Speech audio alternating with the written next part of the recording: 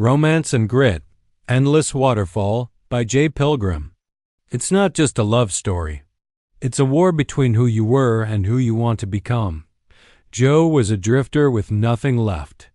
Lana was the heart of a family farm.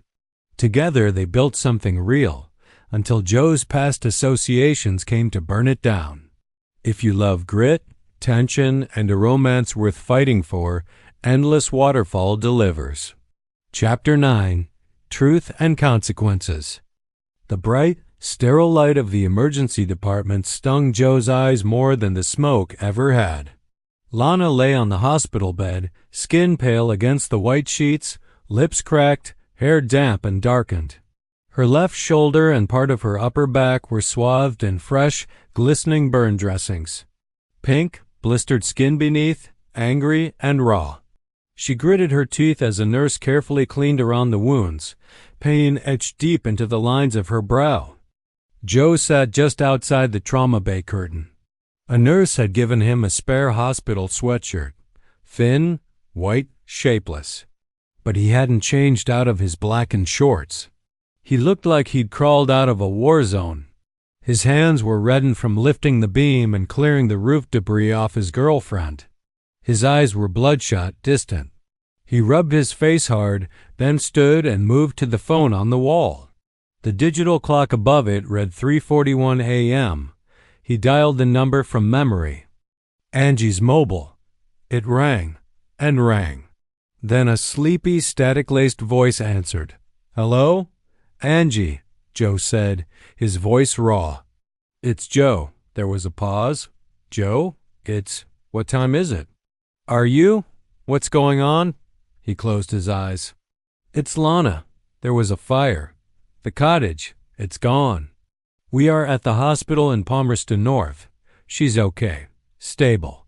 But she's hurt. Her back. Burns. They're treating her now." Silence. Then, Angie's voice cracked, sharp and trembling. "Oh my God. What happened?" "Where are you?" "I'm at the hospital. I rode in the ambulance with her. He exhaled, trying to hold himself together. "I called as soon as I could."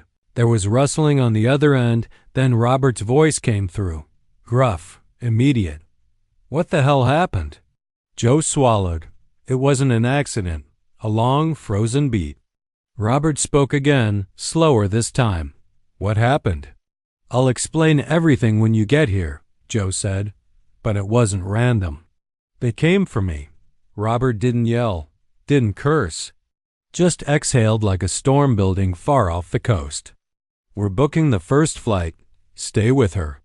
We'll be there as soon as we can." The line went dead. Queenstown, 4:01 a.m.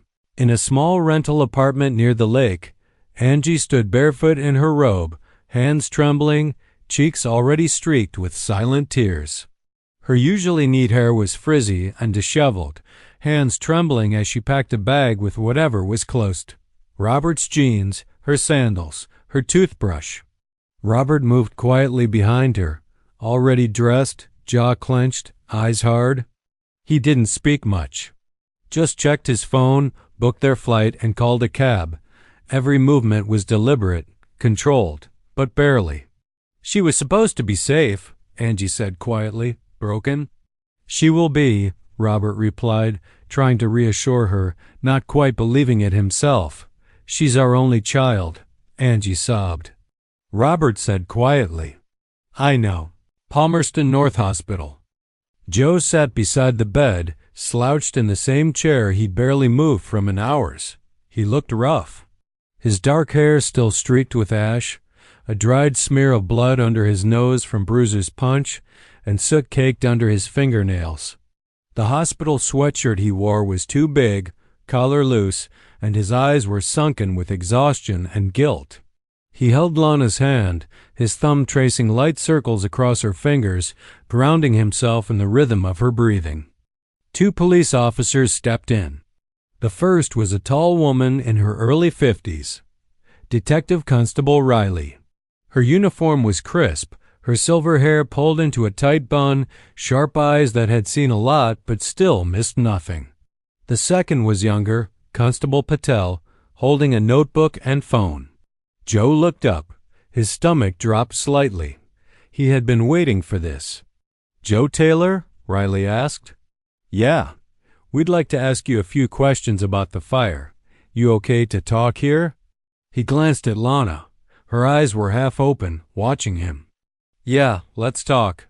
Riley pulled over a second chair, her tone calm but firm. "You were inside when the fire started?" "Yeah. Tell me what happened." Joe exhaled through his nose. "They came for me. The fire, it wasn't an accident. It was deliberate. They lit the place from the front. One of them was at the back door, waiting." Riley exchanged a quick glance with Patel. "Who are they?" Joe hesitated. The words didn't come easily. Saying it meant admitting to it, out loud. "I used to run with a crew. Back in Wellington, Hutt Valley. Got pulled in when I was younger. Broke, lost, and stupid. Their leader's name is Den Morrison. One of his guys, Bruiser, was there last night. And some others. What does Den want from you?" Joe's jaw tightened. "Money and loyalty. He thinks I still owe him. Do you?" Joe looked down at the floor. "Yeah, I walked away." "They don't like that," Riley scribbled in her notebook. "You're saying this was retaliation for leaving?" Joe nodded and said. "For trying to live a different life." Patel looked up. "And the girl?" "She's got nothing to do with it," Joe said quickly. "They didn't come for her. But she got hurt because of me." Riley's eyes softened slightly, but her tone stayed professional. "How much money are we talking?" Joe shook his head. "I don't even know anymore. Some of it's worked off. Some of it's pride. Did they threaten you before?" "This gang doesn't take lightly to a member walking away, like I did. Bruiser, one of the gang hierarchy, saw me in the supermarket. He must have called Den. They tracked me to the farm." Riley closed her notebook. "You'll need to file a formal statement. I will. And we'll need a place to reach you." Joe looked at Lana. "I'll be around." "All right," Riley said, standing. "We'll be in touch soon. And Joe, if they come back, call us first. No handling this on your own." Joe nodded, silent. When they were gone, he slumped in the chair, hands covering his face. Lana shifted slowly beneath the white hospital blanket. Her shoulder was heavily bandaged, the dressing taped down over the burn that snaked across her upper back and into the top of her arm. Her hair, once neat and thick, was tangled from smoke, sweat, and pain. Her eyes were hollow and rimmed with red, not just from exhaustion, but from something deeper: betrayal, shock, disappointment. She looked at him now, voice weak and etched with pain. "Is it true?" He met her eyes slowly. "What?" "What you said." He didn't speak at first. Then, "Yeah, it's true. Joe." Her voice cracked, half whispered. "Were you part of a gang?" He nodded once. "I was." "In Wellington."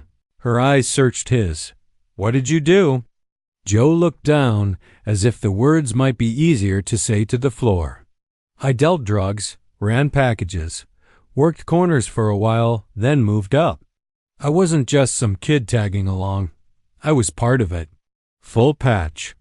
I did what I had to do to survive, and then I stayed because it was easier than trying to live clean when everything was already broken." Lana's jaw tightened.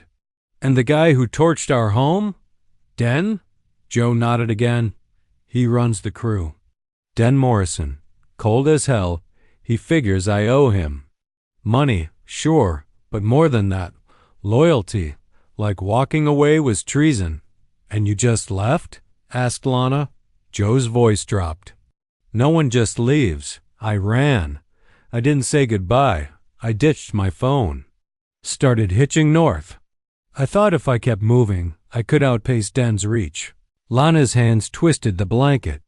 "And then you walked into our life, into my life. And you brought that with you. I didn't think they'd find me," Joe said, his voice cracking. "I swear, Lana, I thought I'd left it behind. I was just trying to find something real again. Something clean.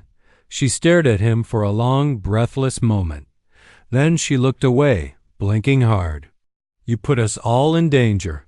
I could have died. They burned down the place. They burned me. Because of you. Joe stood up, backing a step away from the bed. I know, and I hate myself for it. Lana's chest heaved, every breath painful. How could you not tell me? I was ashamed, Joe said. She didn't respond, her jaw clenched, tears shining in her eyes. Joe's voice softened, raw. I love you. That's not a lie. None of what we have is. I didn't plan for this. When I met you, I thought maybe I could have a life again. Something worth keeping. You should have told me, she whispered. I didn't want to lose you. You still might. Joe stood there, trembling, hands at his sides. I'm sorry I brought this on you. On your family. If I could take it back, I would. She turned away from him, her eyes fixed on the far corner of the room. Her silence was louder than any scream. Joe stepped toward the door. I'll give you space. But I'm not leaving the hospital. Lana didn't turn around. She just closed her eyes. Joe slipped out quietly.